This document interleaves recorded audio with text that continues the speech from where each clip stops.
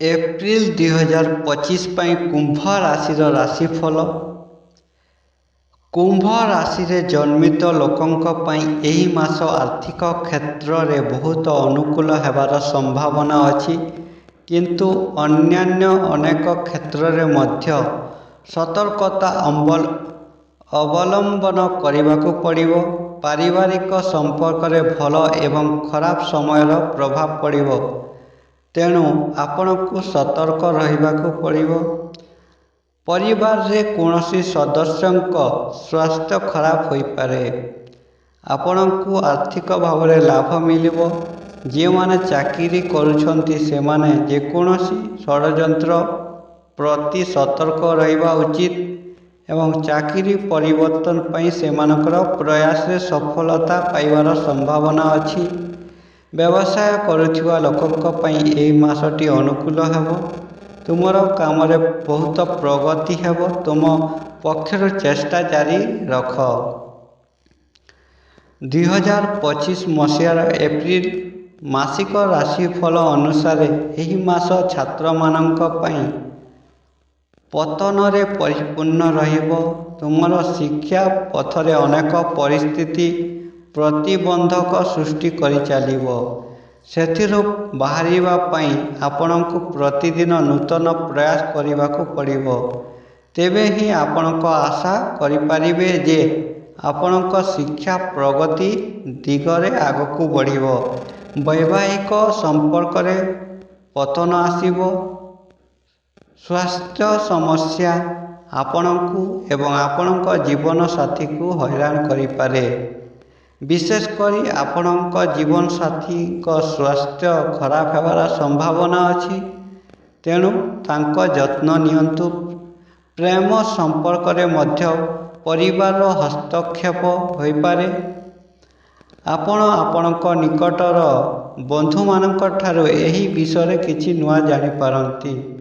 ତୁମର ସମ୍ପର୍କକୁ ପରିଚାଳନା କରିବାକୁ ଚେଷ୍ଟା ଜାରି ରଖ। ମାସର ପ୍ରଥମ ସପ୍ତାହ ପରେ ବିଦେଶ ଯାତ୍ରାର ସମ୍ଭାବନା ହୋଇପାରେ।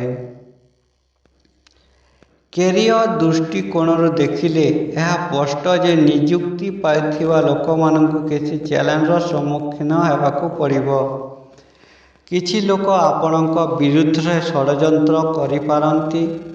ଦଶମ ଘରର ଅଧିପତି ମାସର ଆରମ୍ଭରେ ପଞ୍ଚମ ଘରେ ଆସିବେ ଏବଂ ତାପରେ ଏପ୍ରିଲ 3ରୁ ଏହା ଆପଣଙ୍କ ଷଷ୍ଠ ଘରେ ନିଜର ଦୁର୍ବଳ ରାଶି କର୍କଟ ରାଶିରେ ଆସିବେ।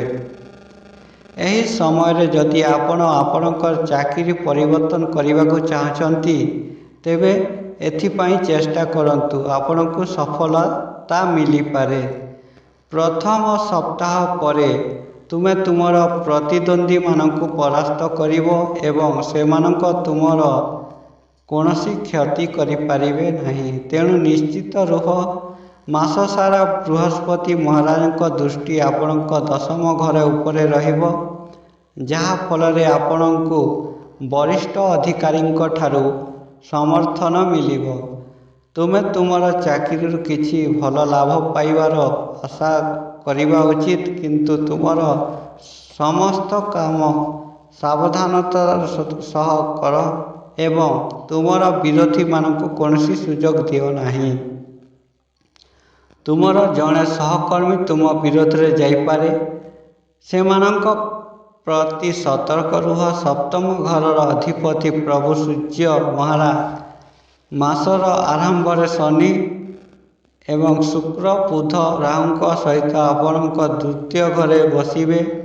14 ତାରିଖରୁ ତାଙ୍କର ଉଚ୍ଚ ରାଶି ମେଷ ଆପଣଙ୍କ ତୃତୀୟ ଘରେ ପ୍ରବେଶ କରିବେ। ଏପରି ପରିସ୍ଥିତିରେ ଆପଣ ବ୍ୟବସାୟରେ ବହୁତ ଉନ୍ନତି ଦେଖିବେ।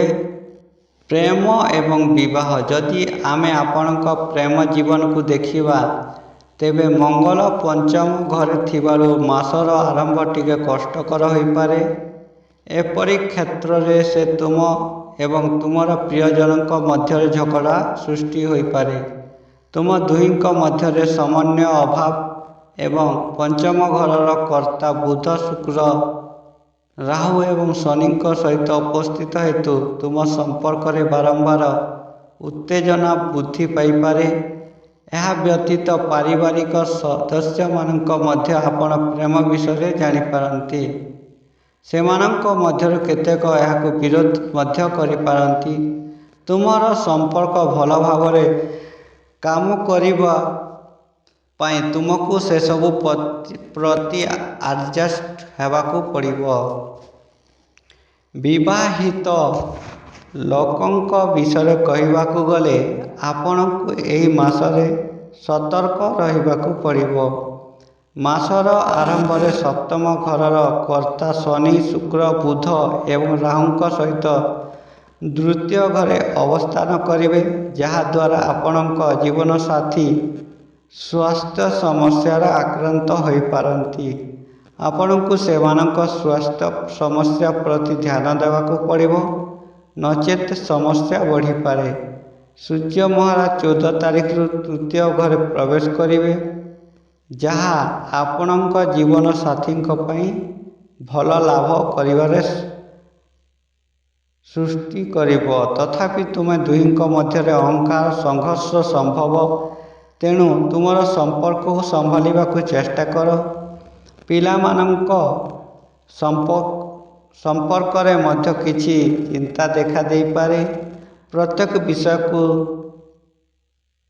ସତର୍କତା ସହିତ ଏବଂ ଥଣ୍ଡା ମନରେ ସାବଧାନ ହେଇ କରିବାକୁ ଚେଷ୍ଟା କରନ୍ତୁ।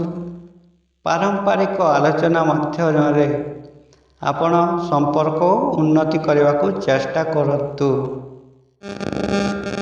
ପ୍ରତିକାର ଆପଣ ଶନିବାର ଦିନ ମହାରାଜ ଦଶରଥଙ୍କ ଦ୍ୱାରା ଲିଖିତ ନୀଳ ଶନି ସ୍ତୋତ୍ର ପାଠ କରିବା ଉଚିତ। ଶନିବାର ଦିନ ମନ୍ଦିରରେ ଶାମି ଗଛ ଲଗାଇ ଆପଣଙ୍କ ପାଇଁ ବହୁତ ଲାଭଦାୟକ ହେବ। ମଙ୍ଗଳବାର ଦିନ ଲାଲ ଡାଳିମ୍ବ ଦାନ କରିବା ଉଚିତ। ଶୁକ୍ରବାର ଦିନ ମା ମହାଲକ୍ଷ୍ମୀଙ୍କ ମନ୍ତ୍ର ଜପ ଏବଂ ପୂଜା କରିବା ଆପଣଙ୍କ ପାଇଁ ଅତ୍ୟନ୍ତ ଲାଭଦାୟକ ସାବ୍ୟସ୍ତ ହେବ।